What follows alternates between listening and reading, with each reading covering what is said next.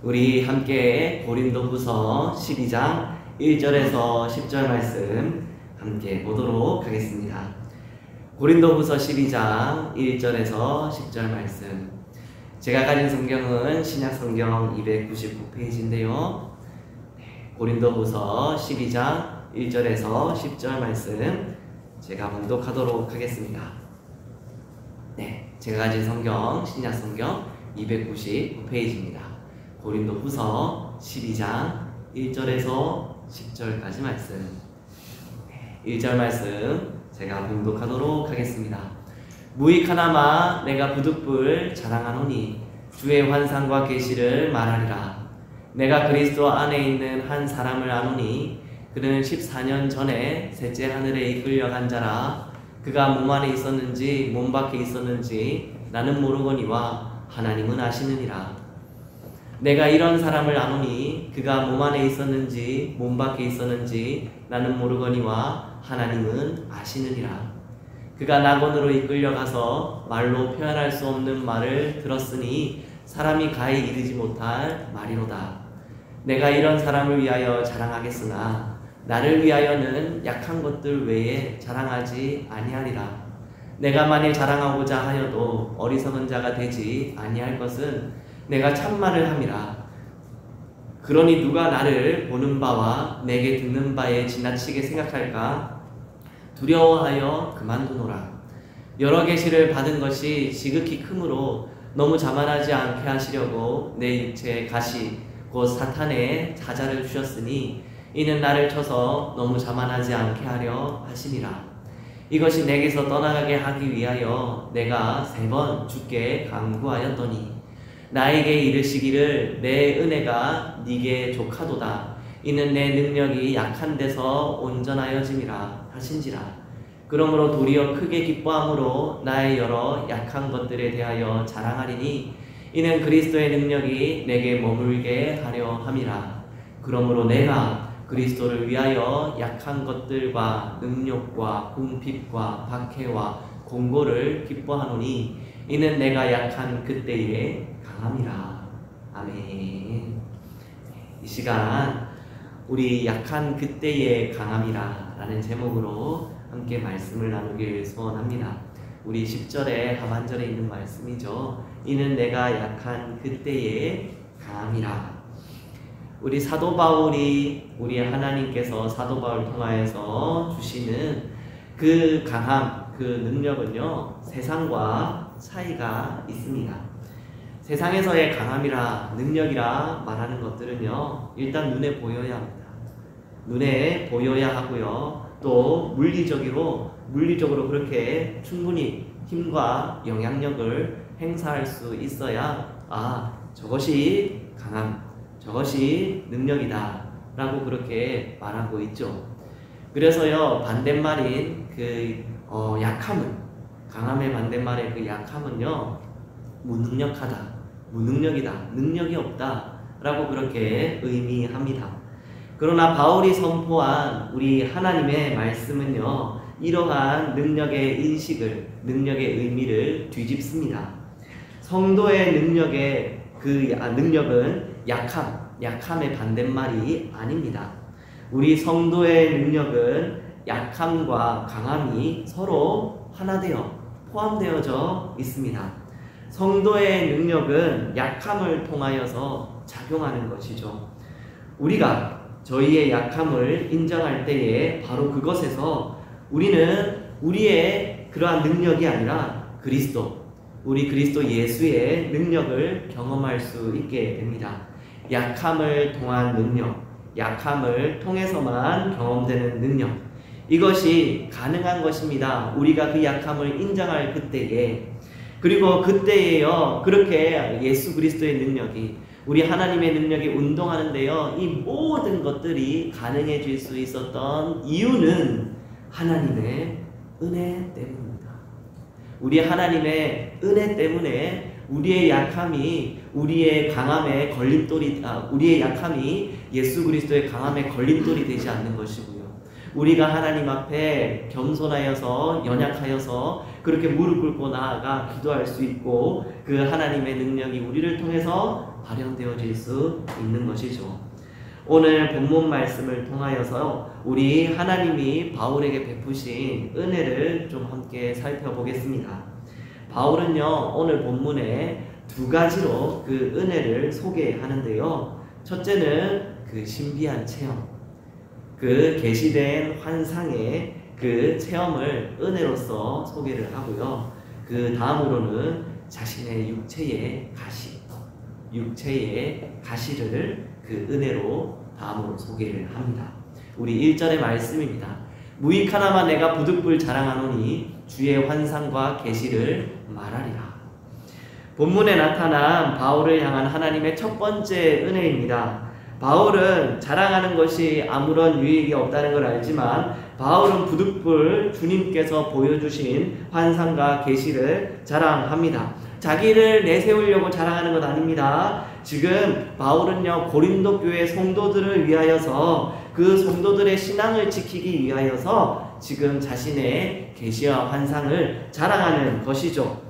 그들이 바울 가운데 하나님의 종으로 신뢰하고 바울이 하나님의 종으로 신뢰하고 복음을 온전히 선포하는 사람이구나, 그의 말을 우리가 들어야겠다 하는 그렇게 생각하기를 원하는 마음으로서 지금 바울은 하나님의 은혜를 자랑합니다. 그 환상과 계시를 자랑하는데요. 2절에서 4절 말씀 제가 읽겠습니다. 내가 그리스도 안에 있는 한 사람을 아노니 그는 14년 전에 셋째 하늘에 이끌려 간 자라. 그가 몸 안에 있었는지 몸 밖에 있었는지 나는 모르거니와 하나님은 아시느니라. 내가 이런 사람을 아노니 그가 몸 안에 있었는지 몸 밖에 있었는지 나는 모르거니와 하나님은 아시느니라. 그가 낙원으로 이끌려가서 말로 표현할 수 없는 말을 들었으니 사람이 가히 이르지 못할 말이로다 라고 말씀하십니다. 14년 전에 체험하였던 우리 바울이 셋째 하늘에 이끌려간 체험을 말씀하고 있습니다.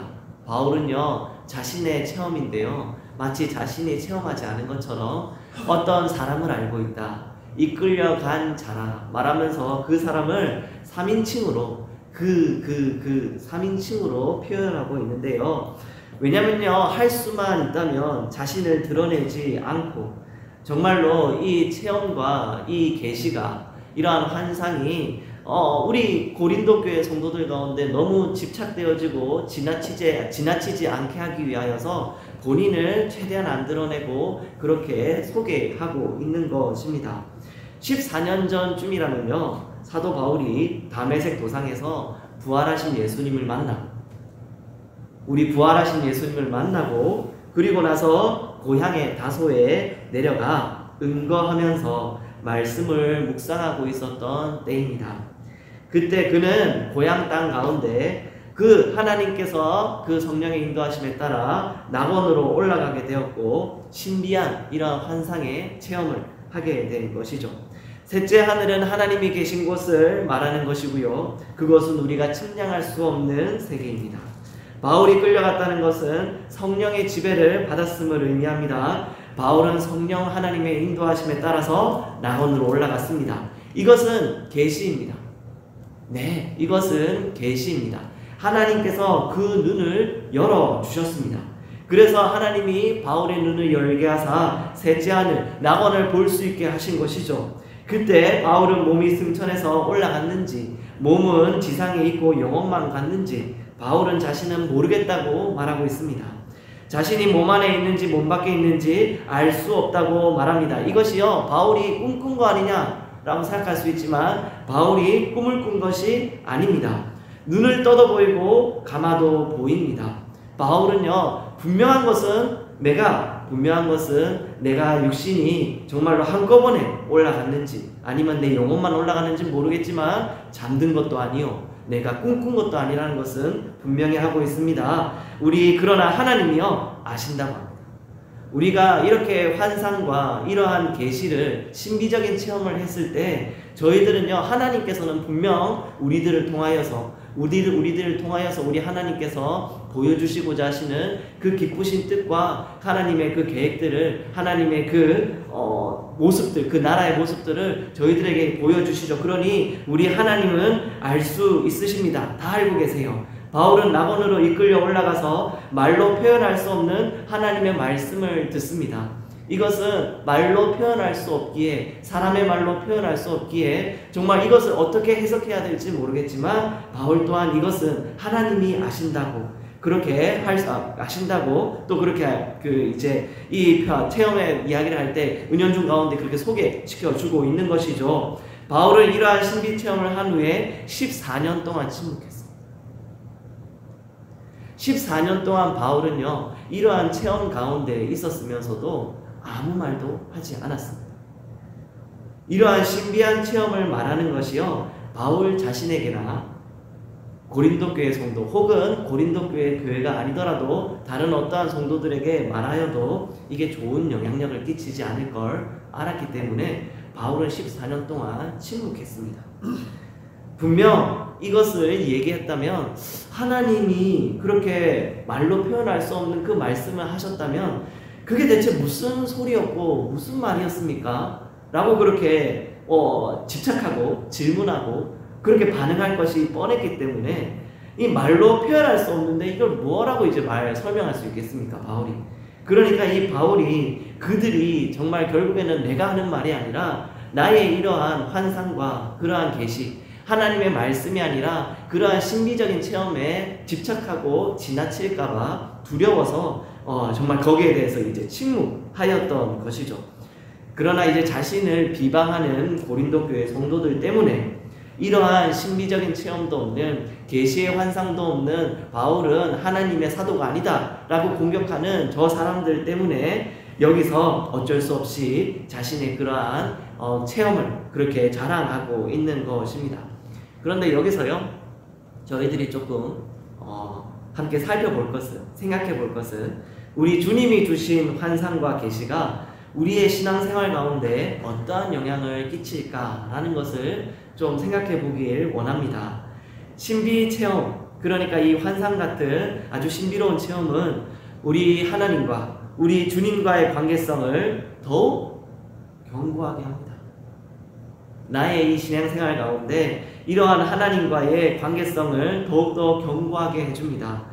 바울이 여러 고난을 기쁨으로 감당할 수 있었던 것은요, 하나님과의 관계가 견고했기 때문입니다. 또한 이러한 신비 체험은요, 복음의 일꾼으로서 부르심의 확신을요 더욱더 세워주고, 확신 가운데 또 확신에 들게 하고 사명을 감당하는 원동력을 줍니다. 하나님 나라에 대한 소망을 주고요, 세상의 욕심을 버리게 하고요. 왜냐하면 하나님의 나라를 봤지 않습니까? 낙원을 보았습니다. 셋째 하늘, 그 하나님 천국을 바라보았기 때문에 세상의 다른 썩어질 것들로 눈에 갈 것이 없죠. 바울은 하나님 나라를 갔다 왔습니다. 이렇게 하나님 나라를 갔다 왔기 때문에 바울은 주님을 위하여서 목숨을 바쳐서 충성할 수 있었습니다. 이것이 오늘 본문에 나타난 바울에게 주신 하나님의 은혜입니다. 세상이 줄 수 없고요, 한낱 사람의 말로 채울 수 없는 하나님의 기쁨과 확신과 인재가 그 14년 가운데 그 신비로운, 그 계시된 환상의 체험 가운데서 넘치게 되었던 것이죠. 그렇게 바울은 자신의 사명을 온전히 감당할 수 있었습니다. 매를 맞든 말든, 죽을 위기에 처하든 말든 끝까지 경주할 수 있었던 것이죠. 그러나 14년 동안 그 체험을 침묵하며 입을 벌리지 않았던 것은, 이것을 자랑한들 듣는 이에게 유익이 되지 않을 것을 바울이 알았습니다. 5절에서 6절 말씀입니다. 내가 이런 사람을 위하여 자랑하겠으나 나를 위하여는 약한 것들 외에 자랑하지 아니하리라. 내가 만일 자랑하고자 하여도 어리석은 자가 되지 아니할 것은 내가 참말을 함이라. 그러나 누가 나를 보는 바와 같이 내게 듣는 바에 지나치게 생각할까 두려워하여 그만두노라 라고 말씀하고 있습니다. 바울은요, 신비한 환상을 체험한 바울 자신을 변호하기 위하여서 그렇게 자랑의 말을 하지만, 진실로 자신을 위하여서는요, 5절에서 말씀하신 것 같이 약한 것들 외에 자랑하지 않기를 소원한다. 자랑하지 아니하리라 라고 선포합니다. 우리 주님의 환상과 계시가 너무나 큰 하나님의 은혜이지만 잠시 잠깐 우리가 혹은 잠시 잠깐 바울이 그 계시를 보았다고 하여서 인격이 바뀐 것은 아닐 것입니다. 바울뿐만이 아니라 저희들도 또한, 그리고 어떠한 성도들 또한 갑작스럽게 하나님께서 정말 큰 은혜를 베푸셔서 환상을 보고 계시를 보며 또 그렇게 방언하며 또 기도한다 할지라도요, 그들의 그 평생토록 살아왔던 인격이 한순간에 그냥 변하는 것은 분명 아닐 것입니다. 죄는 여전히 저희 곁에 있고요, 죄의 습관과 모양은 우리와 여전히 함께하고 있습니다. 그래서 바울은요, 내가 자랑할 것은 참된 하나님의 말씀이다 라고 그렇게 이제 선포합니다. 바울이 보는 바와 듣는 바에 대한 신비체험에 사람들이 지나치게 그것에 집착하고 생각할까봐, 그래서 바울이 그렇게 선포하는 하나님의 참된 말씀, 그 자랑되는 참된 말씀을 뒤돌아서 바울은 셋째 아들 보았대, 거기가 낙원이라는데 몸으로서 그게 떠났는지 어땠는지 몰랐대. 그런데 그게 우리가 생각했을 때 분명히 몸 전체로 하늘나라 올라간 건 아닐까? 괜히 더 선을 넘어가며 집착할까봐 바울이 그러한 생각들이 두려워서 자랑을 그만둡니다. 그리고 바울은 알았습니다. 비단 이런 신비체험에 몰두하며 하나님의 말씀보다 더 앞서고 더 자만하게 될 위험은요, 비단 그 자랑을 듣는 다른 성도들 뿐만 아니라 바울 자신에게도 그 위험이 있기 때문에 바울은 이러한 체험의 자랑을 그만두는 것이죠. 7절에 있는 말씀입니다. 여러 계시를 받는 것이 지극히 크므로 너무 자만하지 않게 하시려고 내 육체의 가시 곧 사단의 사자를 주셨으니 이는 나를 쳐서 너무 자만하지 않게 하려 하심이라 라고 말씀하십니다. 본문에 나타난 바울을 향한 하나님의 두 번째 은혜입니다. 바울이 여러 계시를 받는 것이 지극히 크므로 너무 자만해질 수 있었습니다. 바울은요, 선교 사역과 개척 사역을 했습니다. 그러한 와중에 하나님께서 바울에게 지혜와 지식의 은사를 주셔서 신약 성경도 집필했습니다. 하나님 나라에 대한 그러한 신비한 경험, 그 환상의 체험까지 했습니다. 이러한 일들로 바울은 교만해질 수 있었습니다. 네, 어찌 안 그러겠습니까? 너무나도 큰 체험들과 그 지혜와 그 하나님의 사역을 이렇게나 잘 감당하고 있는데요. 그러니 교만해질 수 있었기에 하나님이 이런 것을 아시고 바울에게 가시를 주셨다라고 말씀하고 있습니다. 사단의 사자를 주셨습니다. 그러나 바울은요, 이것을 은혜라 고백합니다. 우리 바울은요, 그 육신의 가시를 은혜라 고백합니다. 사단이 바울 육신 속에서 일하였습니다. 가시같이 항시 바울을 찔렀습니다. 육체의 가시라고 한 것을 보면 아주 지속적으로 그리고 끊임없이 고통이 있었음을 알 수 있습니다. 여기서 우리는 바울을 향한 하나님의 섬세한 사랑을 볼 수 있는데요. 바울은요, 하나님은 바울을 영적 교만에 빠지지 않게 하시기 위해서 사단으로부터 몸에 가시를 갖도록 허용해 주신 것입니다. 참 사람의 생각과 참 하나님의 생각은 다르죠. 육신의 가시가 없으시면 더 하나님의 일을 잘하실 것 같은데 8절과 9절 말씀입니다. 이것이 내게서 떠나가게 하시기를 내가 3번 주께 간구하였더니 나에게 이르시기를 내 은혜가 네게 족하도다. 이는 내 능력이 약한 데서 온전하여 짐이라 하신지라. 그러므로 도리어 크게 기뻐함으로 나의 여러 약한 것들에 대하여 자랑하리니 이는 그리스도의 능력이 내게 머물게 하려 함이라 라고 말씀하고 있습니다. 바울은 몸의 가시가 얼마나 고통스러웠던지 이 고통을 제거해달라고 기도했습니다. 3번 기도했습니다. 일반적으로 사람들은 고통 가운데 처하게 되면 하나님 원망합니다. 하나님을 향하여 불평합니다. 유구한 역사에 그 말씀들이 있습니다. 창세기, 출애굽기, 옛적부터요, 고통 가운데는 필연적으로 하나님을 향한 원망과 불평을 하는 하나님의 사람들이 그렇게 드물지 않게 많이 기록되어 있죠. 그러나 바울은 151에 하나님의 사랑을 의심하거나 하나님을 원망하지 않았습니다. 그는 문제 해결을 위하여서 일단 하나님 앞에 무릎 꿇습니다. 하나님, 이 가시를 제하여 주십시오. 하나님, 주의 종이 몸 아프면 덕이 되지 않습니다. 하나님, 주의 종이 사역하는데 몸 아프면 덕이 되지 않습니다. 하나님, 고쳐주십시오. 그럼 고쳐주시면 이 질병 고쳐주신 이후에 제가 더 열심히 하나님이 사역 가운데 달려가겠습니다. 분명히 이렇게 기도했을 것입니다. 그러나 하나님은 바울의 몸의 가시를 제해 주시지 않으시고 가시의 의미를, 이 육신의 가시의 의미를 재해석해 주십니다. 그것은 바로 은혜입니다. 내 은혜가 네게 족하도다. 이는 내 능력이 약한 데서 온전하여짐이라. 육체의 가시가 곧 은혜라는 놀라운 이 말씀. 우리 하나님께서 사도 바울에게 뒤집어 주신 것입니다. 은혜에 대한 생각을. 육체의 가시, 그게 은혜다. 저희는요, 이 하나님께서 사도 바울에게 주신 말씀을 통하여서 두 가지 중요한 교훈을 얻을 수 있을 것 같습니다. 그 첫 번째로는요, 우리 하나님께서 저희들에게 주신 은혜는 충분하다는 것입니다. 네, 하나님의 은혜는 충분합니다. 때로 저희는 하나님께서 은혜를 전혀 주시지 않는 것처럼 불평할 때가, 불만할 때가 있습니다.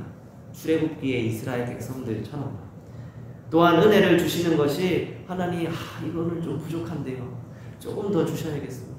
하나님, 조금 더 주셔야 될 것 같은데요. 그렇게 생각할 때도 있습니다. 하지만 우리 하나님의 은혜를 곰곰이 생각한다면요, 하나님께서 저희들에게 이미 넘치도록 은혜를 부어 주셨습니다. 우리가 하나님으로부터 받은 가장 기본적이고 가장 중요한 은혜는 바로 구원의 은혜입니다. 우리를 지나온 세월 가운데 육체와 마음이 원하는 대로 마음껏 죄를 지었습니다. 그리고 그 죄의식 가운데 정말로 깊도록 신음하며 한숨 지으며 그 가운데서 슬퍼하며 이를 갈았습니다. 그러한 우리에게 하나님이 불쌍히 여기사 독생자 예수 그리스도를 이 땅에 보내시고 예수 그리스도의 십자가의 희생을 통하여서 우리의 죄와 시름과 그 한숨, 그 사망에서 구원하여 주셨습니다. 예수님은 십자가에서 우리의 모든 죄를 대속하여 주시고 아무런 값 없이 은혜를 베풀어 주셨습니다. 그렇기 때문에 이 구원의 은혜가 저희 가운데 넘치는 것입니다. 예수님의 십자가와 부활을 통하여서 우리에게 영원한 생명을 주시고 하나님 나라에 대한 산 소망을 저희들 가운데 주셨습니다. 그렇기 때문에 저희들이 하나님의 나라인 교회 가운데 무릎 꿇고 나오는 것이고 우리 하나님의 나라가 온전히 완성될 그 마지막 때를 향하여서 끝까지 경주할 수 있는 것입니다.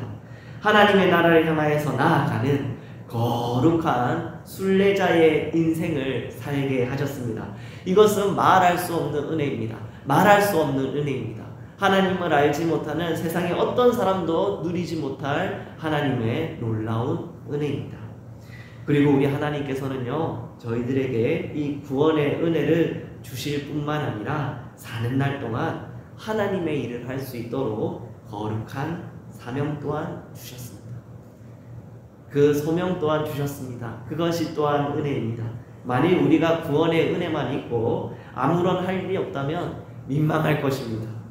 비참했을 것 같아요.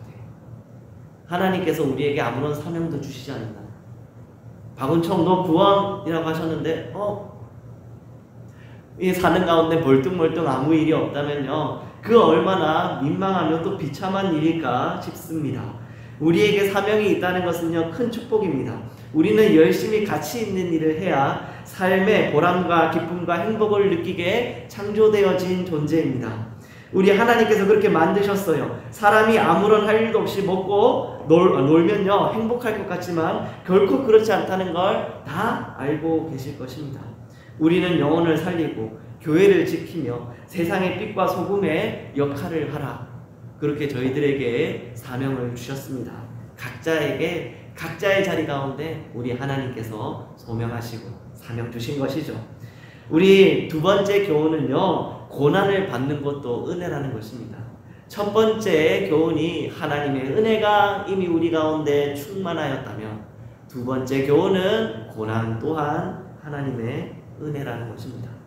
바울이 몸의 가시로 인해서 교만해지지 않고 겸손히 주님을 의지할 수 있으므로 큰 은혜입니다.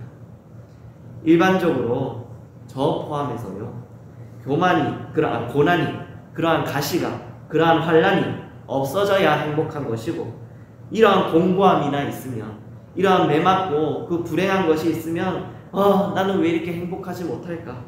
나는 그러한 불평, 불만으로 생각할 수 있습니다. 네, 그렇게 생각을 합니다.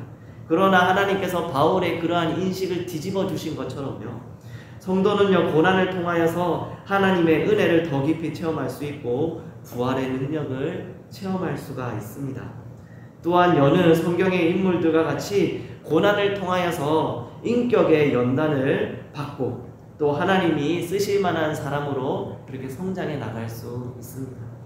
고난이 없다면 저희들은요, 바뀌어지지 않습니다. 우리 시편의 119편에 있는 말씀인데요, 시편 119편 71절과 그리고 또 67절이죠. 우리 함께 다 같이 한번 읽었으면 좋겠습니다. 앞에 말씀이 있는데요, 두 절 말씀을 같이 읽겠습니다. 시작. 고난 당한 것이 내게 유익이라. 이로 말미암아 내가 주의 율례들을 배우게 되었나이다. 고난 당하기 전에는 내가 그릇 행하였더니 이제는 주의 말씀을 지키나이다. 아멘. 네, 이 시편의 기자가 고난 당하기 때문에 내가 주의 말씀을 알게 되었고 배우게 되었고, 고난 당하기 전에는 그릇 행하던 나가 이제 주의 말씀을 지킵니다. 이 말씀이 우리 성도들 가운데 항상 새겨지는, 특히 저희 가운데서도 새겨지는 말씀이 되길 너무나도 소원합니다. 고난당하는 그 일이 너무나도 우리 가운데서 그 참는 일 가운데서도, 인내하는 일 가운데서도 포기하게 만들고, 순례자의 길 가운데서도 그 자리를 박차고 나와 하나님의 그 길 가운데서 떠나게 만드는 그러한 충동을 여러 번 느끼게 될지 모르겠습니다. 그러나 고난당하는 것, 아파하는 것이 결국에는 하나님 앞으로 더 돌아오게 만들고 하나님과 더욱더 가까이 되는, 하나님과의 관계가 견고하게 되는 기회인 것을 알아. 그리하여 이 고난이 은혜구나, 하나님의 은혜입니다. 가시가 은혜입니다, 하나님 은혜입니다 라는 고백이 넘치는 저의 성도분들 되시길 소원합니다. 9절과 10절 제가 다시 읽어드리겠습니다. 나에게 이르시기를 내 은혜가 네게 족하다. 이는 내 능력이 약한 데서 온전하여짐이라 하신지라. 그러므로 도리어 크게 기뻐함으로 나의 여러 약한 것들에 대하여 자랑하리니 이는 그리스도의 능력이 내게 머물게 하려 함이라. 그러므로 내가 그리스도를 위하여 약한 것들과 능력과 궁핍과 박해와 공고를 기뻐하노니 이는 내가 약한 그때에 강함이라. 아멘.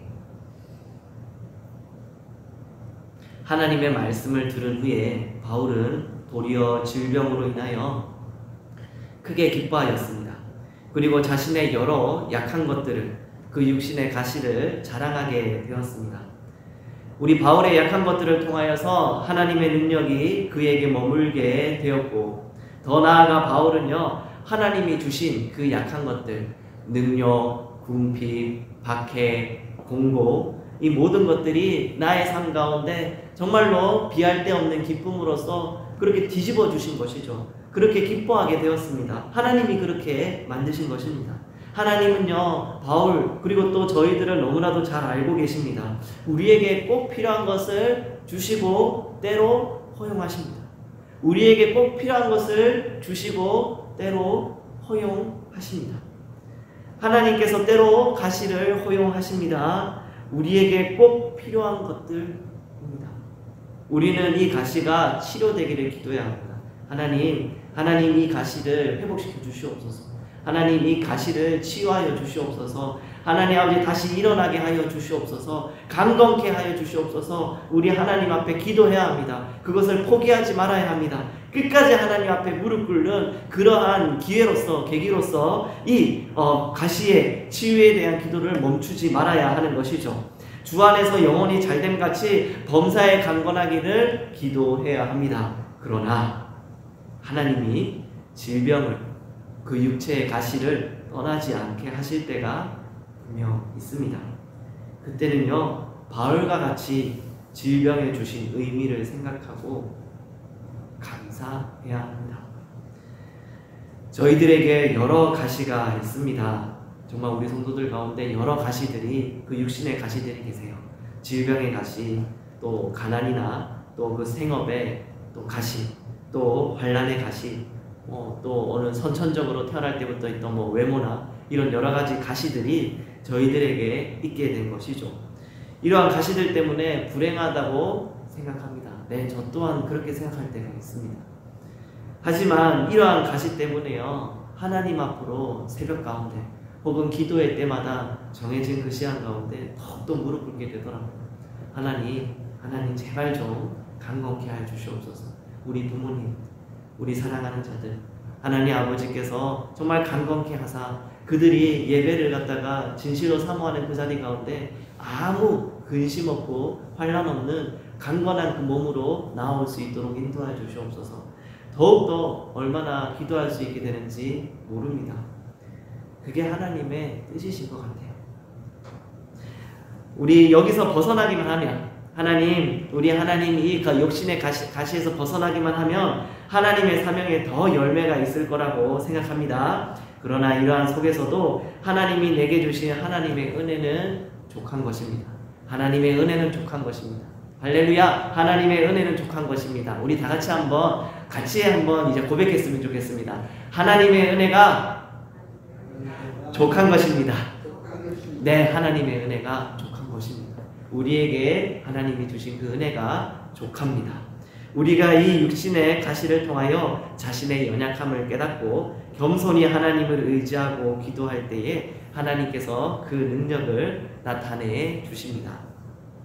우리 하나님의 능력은 약한 그때의 강함으로 나타납니다. 그래서요, 이 시간 다 같이 함께 기도했으면 좋겠습니다. 이것을 좀 기억하면서 기도했으면 좋겠습니다. 우리가 가진 연약함 때문에 낙오되고 실패하는 것이 아닙니다.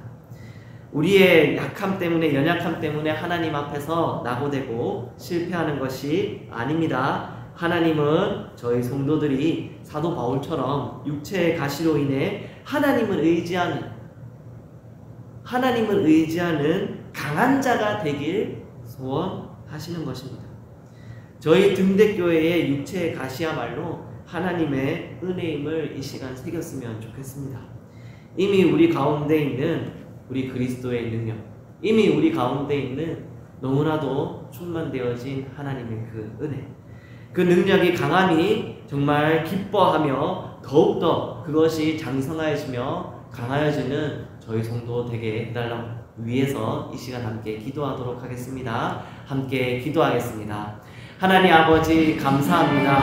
저희들 하나님 아버지께서 함께하여 주사 저희들이 하나님 아버지 앞에 달려나가는 그 일 가운데 우리들이 하나님 정말 가시와 연약한 것들을 다 내려놓고 하나님의 그 은혜만을 바라며 하나님 아버지께서 하실 그 하나님 능력과 사역과 동행하심을 소원합니다. 하나님 회복시켜 주시옵소서. 우리 성도들 하나님 아버지 육신의 가시 가운데서 회복시켜 주시옵소서. 하나님 용서하여 주시옵소서. 하나님 아버지 우리 성도들 또 나의 죄악들이 불의함이 하나님 원망과 또 불평함이 하나님 아버지를 바라보지 못하는 교만함이 혹여 있을까 두렵사오니 하나님 용서하여 주시옵소서. 정결케 되기를 소원합니다. 하나님 아버지만을 바라보기를 원합니다. 하나님 아버지 앞에 우리의 연약한 것들만을 자랑하며 하나님 아버지 내려놓으며 결국 하나님 아버지께서 하나님 우리의 이 가시가 떠나지 않는다 할지라도 결국 이것이 하나님과의 더욱더 깊은 교제와 동행으로 나아갈 수 있도록만 저희를 붙잡아 주시고 인도하여 주시옵소서. 지나고 고맙습니다.